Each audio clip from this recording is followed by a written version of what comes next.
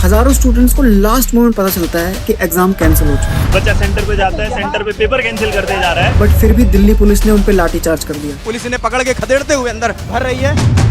भाग के लोगों को ले जा रही थी जैसे ये आतंकवादी हैं। ऐसा सीन था, मेरे को पहलगांव वाला सीन याद आ गया कि इतने में भी कोर्ट को तसल्ली नहीं हुई। उसने ये ऑर्डर दिया है कि जितने भी लोगों को इतने टाइम तक सैलरी मिली वो उनको सभी को 1 महीने के अंदर वापस करनी पड़ेगी विद इंटरेस्ट। अमेरिका क्या कहता था? क्या हो तुम?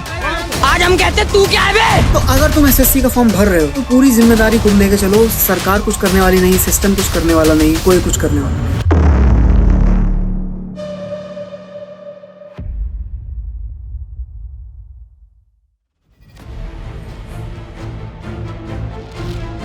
रेडी हो, क्योंकि इस बार बात सिर्फ एग्जाम्स की नहीं है, बात है लाखों स्टूडेंट्स के सपनों की जो सिस्टम के बुलडोजर की तरह टूट रहे हैं। पुलिस ने पकड़ के खदेड़ते हुए अंदर भर रही है। 2025 में एसएससी और रेलवे एग्जाम का जो तमाशा हुआ है वो ना सिर्फ अनफेयर है बल्कि क्रिमिनल भी है। और ये सिर्फ एक वीडियो नहीं, ये एक आंदोलन है। हम लोगों को प्रोटेस्ट करने नहीं दिया जा रहा है। बच्चों की लड़ाई के लिए जान देना। ये का मानना है कि हम लोग लायक नहीं हैं कि हम लोग बच्चों की आवाज उठा तो सकें। सबसे पहले जानते हैं कि एक्चुअली हो क्या रहा है। एसएससी सिलेक्शन पोस्ट फेज 13 2025 का एग्जाम। हजारों स्टूडेंट्स को लास्ट मोमेंट पता चलता है कि एग्जाम कैंसिल हो चुका है। बच्चा सेंटर पे जाता है, सेंटर पे पेपर कैंसिल करते जा रहा है और ये कहा जा रहा है कि पेपर कैंसिल हो गया, बच्चा आया अगले दिन नोटिफिकेशन। और प्रॉब्लम सिर्फ यही नहीं है कि एग्जाम कैंसिल हो रहे हैं, एडमिट कार्ड्स एग्जाम के जस्ट 1 से 2 दिन पहले मिल रहे हैं। जयपुर के स्टूडेंट को एग्जाम सेंटर मिला है अंडमान एंड निकोबार आइलैंड्स पे। सेंटर प्रेफरेंस मैंने डाली थी दिल्ली, मेरठ और देहरादून, और सेंटर मिला है मुझे रुड़की। असल में रात को जाऊंगा, मुझे ये भी नहीं पता रुकना कहाँ है, कहाँ स्टे करना है, कुछ नहीं। सेंटर प्रेफरेंस का कोई मतलब ही नहीं। मैंने 3 सेंटर मेरठ, दिल्ली और गाजियाबाद डालते, सेंटर दिया देहरादून। आप मांग क्यों रहे हो प्रेफरेंस जब आपको देनी नहीं है? भाई एक बात समझे, कोई करोड़पति बड़े बिजनेसमैन के बच्चे नहीं जो एग्जाम्स के लिए धक्के खा रहे हैं। मिडिल क्लास लोग हैं जो कि फ्लाइट को अफोर्ड नहीं कर सकते इतने इजीली, और ट्रेन्स भी बहुत ज्यादा टाइम लेती हैं। और अचानक से नोटिफिकेशन आने से ट्रेन्स पे, रेलवे स्टेशन पे बहुत ज्यादा भीड़ बढ़ जाती है। और आपने कई बार सुना होगा कि इतनी ज्यादा भीड़ के होते कितने सारे एक्सीडेंट्स होते हैं। कई बच्चे ट्रेन से गिर के कट जाते हैं, कुछ लोगों को स्टेशन पे स्टैम्पीड यानी भगदड़ में मौत हो जाती है। धक्का मुक्की पीछे से हुआ तो हम लोग गिर गए, और जितनी भी सारी भीड़ थी सारे हम लोग के ऊपर आ गए। कोई नहीं, कोई प्रशासन नहीं, कोई सुविधा नहीं, कोई सेफ्टी नहीं। कौन जवाब देगा इन मिडिल क्लास बच्चों की मौत का? पर नेताओं के लिए बस आप एक भीड़ हो, एक वोट हो, उससे ज्यादा कुछ नहीं। तुम मर भी जाओ तो उन्हें नहीं पता चलेगा कि तुम्हारा नाम क्या था, या तुम्हारा घर कहाँ था, या तुम्हारे मम्मी पापा कितने दुखी हैं उसके लिए। और मान लो आप मेहनत मशक्कत करके एग्जाम सेंटर पहुंच भी जाते हैं, फिर क्या सक्सेस गारंटीड है? बिल्कुल नहीं। सर ये लोग इतने पागल हो चुके हैं, अभी भी अंदर एंट्री हो रही है बच्चों की और हमें एंट्री नहीं लेने दे रहे हैं। यहाँ पे पूरे साल की मेहनत करके हम लोग यहाँ पे खड़े हैं ये चीजें देखने के लिए। मैं पिछले 10 मिनट से हाथ पीट रही हुई देखो, और वो लोग वहाँ खड़े होकर हंस रहे हैं, उन्हें पता है यहाँ पे क्या चल रहा है, स्टिल वो लोग गेट नहीं खोल रहे हैं। क्योंकि एंट्री के लिए जो बायोमेट्रिक आपका लगने वाला है वो फेल्ड है। मान लो किसी तरह आप अंदर पहुंच भी गए तो आपका माउस नहीं चलेगा, या तो सिस्टम क्रैश हो जाएगा। माउस पे 4 बार क्लिक करो तब जाके वो क्लिक हो रहा है, बार बार रीस्टार्ट हो रहा है। और जो उनकी टीम आ रही है ना, उनको ये नहीं पता माउस, वो एक माउस दूसरा लाके लगा रहे हैं, उसमें ये क्या टेक्निकल इश्यू वो उनको नहीं पता कुछ भी। तो इसका मतलब ये है कि आप एग्जाम दो या नहीं दो, रिजल्ट एक ही है, यू आर अ फेलियर। इससे रिलेटेड लाखों कंप्लेंट्स हर साल फाइल होती हैं, बट सुनने वाला कौन है, जवाबदेही किसकी है, किसी को नहीं पता। एक बच्चा जो अपनी जिंदगी के कीमती साल इसमें लगा रहा है, जो अपने माँ बाप या भाई बहन के साथ समय नहीं बिता सकता क्योंकि उसका भविष्य अच्छा हो सके, उसकी मेहनत पर 1 सेकंड में पानी फिर जाता है। इस तरह के केस में आंदोलन अब दिल्ली तक सीमित नहीं रहा है, ये कई बड़े कस्बों में और गाँवों तक पहुँच चुका है। जंतर मंदिर पे स्टूडेंट्स रोड पर हैं, आग लगी हुई है हर जगह, लिटरली। तो ऐसा एक्चुअली हो क्यों रहा है? एक्चुअल गेम क्या है? तो इस साल एसएससी ने अपना आईटी वेंडर बदल दिया है और नई कंपनी का नाम है एड्यूकिटी कैरियर टेक्नोलॉजीज। सुनने में तो नाम बहुत प्रोफेशनल लगता है, बट इनकी जो वर्किंग है वो बिल्कुल प्रोफेशनल नहीं है। जैसे ही बारी आती है इनके एग्जाम मैनेज करने की, इनका सारा सिस्टम धीरे धीरे क्रैश होने लगा। जैसे ही पेपर स्टार्ट होता है 3 मिनट बाद पूरा सिस्टम बंद हो जाता है। वो कहते हैं कि सर्वर इशू है, फिर सर 15 मिनट करते करते पेपर स्टार्ट होता है, लेकिन फिर 5 मिनट में पूरा सर्वर लैग होता है, पूरा सिस्टम इनका शट डाउन हो जाता है। 2 एग्जाम स्लॉट्स फेल हुए, किसी का माउस नहीं चल रहा था, किसी का बायोमेट्रिक हैंग हो गया था, और किसी का तो सिस्टम खुल ही नहीं रहा था। जब माउस नहीं चलेगा, सिस्टम नहीं चलेगा, तो इसका मतलब आपने बच्चे के हाथ से पेन छीन लिया। और सबसे शॉकिंग बात तो ये है कि इस कंपनी ने पहले भी कई कॉम्पिटिटिव एग्जाम को हैंडल किया है और उस टाइम भी सेम कंप्लेंट्स आए थे। एक नया वेंडर लेके आए जिनका ऑलरेडी वो ब्लैकलिस्टेड है और उनका जो एग्जाम है वो कराने का इनका कोई ऐसा एक्सपीरियंस नहीं है। Exam portal crash, data loss, और कोई जिम्मेदारी लेने वाला नहीं। अब जब एसएससी ने इसको फाइनलाइज किया है और उसके एग्जाम सही से कंडक्ट नहीं हो रहे हैं, तो क्या एसएससी की जिम्मेदारी नहीं बनती कि इस वेंडर को चेंज किया जाए। और अगर उस कंपनी ने कहा कि ऐसा फ्यूचर में नहीं होगा तो क्या एसएससी की जिम्मेदारी नहीं बनती कि कुछ लोगों को इंस्पेक्शन के लिए पहले भेजा जाए जो सारे सिस्टम्स को अच्छे से चेक कर लें, ताकि एक्चुअल जब एग्जाम कंडक्ट हो रहा है तो कोई प्रॉब्लम ना आए उस जगह पर। लाखों बच्चों के सपने इस सिस्टम क्रैश में हवा हो गए और एसएससी का रिस्पॉन्स क्या था? सिर्फ एक लाइन की एडवाइजरी, हम देख रहे हैं, इसका सॉल्यूशन निकाला जाएगा, दैट्स ऑल। टेम्पररी प्रॉब्लम है, बाकी कुछ एग्जाम्स के अंदर ये रिसॉल्व होने का संभावना है, कर देंगे। ना किसी की रिस्पॉन्सिबिलिटी फिक्स हुई, ना किसी की ऑफिशियल को प्रेस कॉन्फ्रेंस करी, ना अपॉलॉजी, ना डेडलाइन, नथिंग। अब अगली बारी है एसएससी सीजीएल 2025 की। लाखों स्टूडेंट्स तैयारी कर रहे हैं बट सिस्टम वही, वेंडर वही और भरोसा बिल्कुल नहीं। तो अगर तुम एसएससी का फॉर्म भर रहे हो तो पूरी जिम्मेदारी खुद लेके चलो। सरकार कुछ करने वाली नहीं, सिस्टम कुछ करने वाला नहीं, कोई कुछ करने वाला नहीं।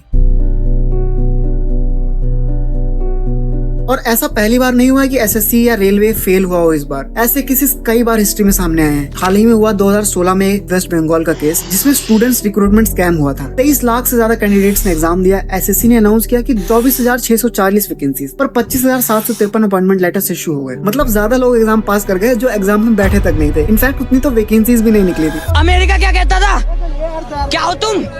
आज हम कहते तू क्या है बे? इन्वेस्टिगेशन में मालूम हुआ ब्लैंक ओएमआर शीट पास हुए, फेक मेरिट लिस्ट बनाए गए और रिश्वत खिला के पास हो रहे थे लोग। फिर इन्वेस्टिगेशंस कई सालों तक चलती हैं और 2024 में कोर्ट का फैसला आता है। This selection is null and void, मतलब ये टोटल सिलेक्शन प्रोसेस जीरो हो जाता है। इसका सीधे शब्दों में मतलब कहूँ तो 25,753 जितनी जॉब्स दी गई थी सारी कैंसिल की जाएंगी। और फिर अप्रैल 2025 में सुप्रीम कोर्ट ने कंफर्म किया सिस्टमैटिक फ्रॉड था, सारे अपॉइंटमेंट्स कैंसिल करो। 25,753 जॉब्स ऑफिशियली इनवैलिड हो गए, यानी जिन्होंने मेहनत करके पास किया था वो भी बेरोजगार हो गए। तो किस बात की जांच हुई थी? ये तो फिर डायरेक्ट ही कह देते कि सारी चीजें कैंसिल हो गई। किसी आदमी के 7-8 साल वैसे वेस्ट हुए, 2-3 साल पहले से उसने तैयारी शुरू करी होगी। कई सारे लोग तो अब किसी और एग्जाम में बैठने लायक तक नहीं बचे क्योंकि उनकी एज पास कर गई है किसी भी एग्जाम में बैठने के लिए। अब सब लोग IAS IPS तो बन नहीं सकते, ये नॉर्मल एक टीचर का एग्जाम था। और हंसने वाली और दुख की सेम बात तो ये है कि इतने में भी कोर्ट को तसल्ली नहीं हुई। उसने ये ऑर्डर दिया है कि जितने भी लोगों को इतने टाइम तक सैलरी मिली वो उनको सभी को 1 महीने के अंदर वापस करनी पड़ेगी विद इंटरेस्ट। जी हाँ, ब्याज के साथ सारी सैलरी वापस करनी पड़ेगी 1 महीने के अंदर। और 2018 का एसएससी सीजीएल पेपर लीक कौन भूल सकता है, जिसमें भरपूर प्रोटेस्ट हुआ पर सिस्टम ने सीधा इग्नोर कर दिया। हजारों एस्पिरेंट्स दिल्ली में धरने में बैठे थे, ट्विटर पर महीनों तक हैशटैग्स ट्रेंड हो रहे थे। एसएससी ने बोला सीबीआई जांच होगी और जांच हुई भी, पर नतीजा बस एक स्टैंडर्ड एक स्टेटमेंट दे दी गई, इन्वेस्टिगेशन चल रही है। कोई अरेस्ट हुए नहीं, नए एग्जाम्स हुए, शांति से उनको निपटा दिया गया। कोई बदलाव हुआ? बिल्कुल नहीं। हर साल वही पुराना सर्कस, पेपर लीक और कैंसिल होते रहते हैं और हजारों लाखों स्टूडेंट्स की मेहनत पानी में जाती रहती है। पूरे साल की मेहनत करके हम लोग यहाँ पे खड़े हैं ये चीजें देखने के लिए। अब बात करते हैं इंडियन रेलवेज की। ये भी कुछ कम नहीं है। 2022-23 का ये स्कैम तो आप सभी लोगों ने पढ़ा होगा। न्यू दिल्ली के रेलवे स्टेशन पर एटलीस्ट 28 तमिलनाडु के ग्रेजुएट्स को बुलाया गया। जॉब ट्रेनिंग के नाम पर दिन में 6 से 8 घंटे तक सिर्फ ट्रेन को काउंट करवाते थे। हर स्टूडेंट ने लगभग 2 से 24 लाख तक की रिश्वत दी थी ये जॉब पाने के लिए, जो कि एक रियल जॉब थी भी नहीं। और पूरा स्कैम था लगभग 2.5 करोड़ रुपए। उन्हें बताया गया कि ये जो ट्रेनिंग हो रही है वो कुछ ऐसी पोजीशंस के लिए है जिसमें travel ticket examiner, traffic assistant, clerk, इस तरीके की पोस्ट होंगी। रियलिटी सारी की सारी फेक थी और इसके तहत दिल्ली पुलिस ने 2 लोगों को गिरफ्तार भी किया था। बट अब कुछ लोग कहेंगे कि इसमें भाई रेलवे की क्या गलती? तो मैं ये कहूंगा कि रेलवे की और सिस्टम की ही गलती है, क्योंकि इस तरह की जॉब्स का जो प्रोसीजर है वो बिल्कुल भी ट्रांसपेरेंट नहीं है। यानी किसी को भी सीधा रास्ता नहीं पता कि ये चीजें कैसे होती हैं। लोगों में नौकरी की चाहत है जो होनी भी चाहिए, तो या तो रेलवे खुद डायरेक्ट उनको नौकरी दे सकता है या तो फिर लोग उसका फायदा उठाएंगे। अब रेलवे तो दे नहीं रहा क्योंकि या तो उनके एग्जाम्स कैंसिल हो जाते हैं, बच्चा सेंटर पे जाता है, सेंटर पे पेपर कैंसिल करते जा रहा है, या तो उनके पेपर लीक हो जाते हैं। 60 से 70% पेपर रिपीट हो रहा है। तो एक्चुअली अब इस केस में हुआ क्या है? 31 जुलाई 2025 को दिल्ली में हजारों एसएससी एस्पिरेंट्स और एजुकेटर्स दिल्ली चलो रैली के तहत जंतर मंतर और सीजीओ कॉम्प्लेक्स में एकजुट हुए। बस एक डिमांड थी, अकाउंटेबिलिटी एंड फेयर सिस्टम, यानी जिम्मेदारी लो और सारी चीजें एक फेयर रखिए। यानी जिसने जितनी मेहनत करी है, जिसने जितनी पढ़ाई करी है, उसको उसके तहत उसका इनाम या फिर उसकी जॉब मिलनी चाहिए। इस रैली में जो एजुकेटर्स अपने स्टूडेंट के साथ खड़े हुए उनमें सबसे बड़ा नाम था नीतू मैम, अक्षय सर, जिन्हें स्टूडेंट्स कॉल करते थे। वो अपने स्टूडेंट के साथ लगातार खड़े थे। प्रोटेस्ट बिल्कुल शांति से चल रहा था। पुलिस ने पकड़ के खदेड़ते हुए अंदर भर रही है, बट फिर भी दिल्ली पुलिस ने उन पे लाठीचार्ज कर दिया। ये पुलिस ने पकड़ा है और छात्रों ने भी अपने टीचर को पकड़ रखा है, ये आप देख सकते हैं।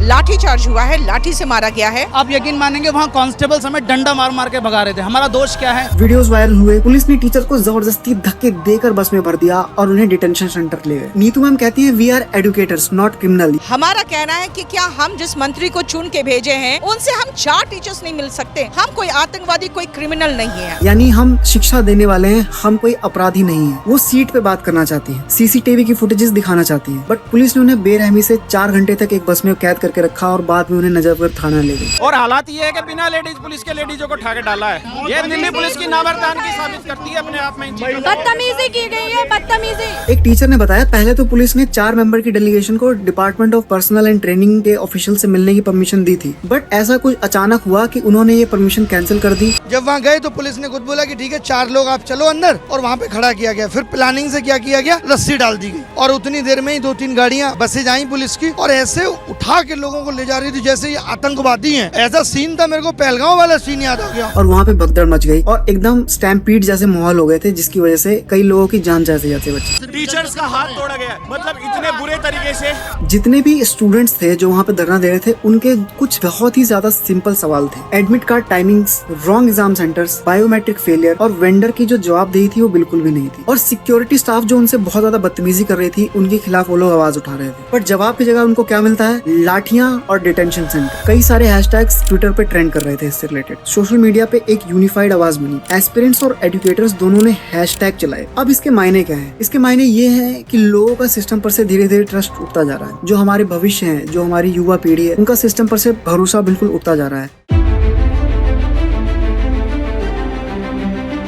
तो इसका सोल्यूशन कैसे होगा? अब होना क्या चाहिए? ट्रांसपेरेंट सिस्टम होना चाहिए। Exam centre allotment, result processing सब ट्रांसपेरेंट होना चाहिए और इनके लिए एक डेडलाइन सेट होनी चाहिए। अकाउंटेबिलिटी फिक्स होनी चाहिए। अगर टेक्निकल ग्लिच हुआ तो रिस्पॉन्सिबल ऑफिसर कौन होगा, पहले ही जिम्मेदारी असाइन कर देनी चाहिए। वेंडर से क्वेश्चनिंग होनी चाहिए, जैसे कि एडुकेटी जैसी कंपनी जो एग्जाम कंडक्ट करने की जिम्मेदार है, तो उनका इंस्पेक्शन होना चाहिए। चेक करना चाहिए कि वो केपेबल है भी कि नहीं, और बैकग्राउंड चेक जरूर होना चाहिए। जैसे कि एडुकेटी जैसी कंपनी जो पहले से स्कैंडल में रही है, उससे सिस्टम को हैंडल कराना एक बहुत बड़ा जुआ था, जो सही हो भी सकता था लेकिन नहीं हुआ। कंपनीज को इसकी जिम्मेदारी देने से पहले एक बहुत अच्छा चेक और बहुत ज्यादा जिम्मेदारी से सोच लेना चाहिए। पर जब तक ऐसा नहीं हो जाता, जो कि उम्मीद नहीं है ऐसा जल्दी होने की, तब तक ये साइकिल रिपीट होती रहेगी और हर साल नए सपने मरते रहेंगे। सपने में सजी हुई डीसी पोस्ट का, जीडीएस की पोस्ट का और एक जॉब की बैंक चेकर।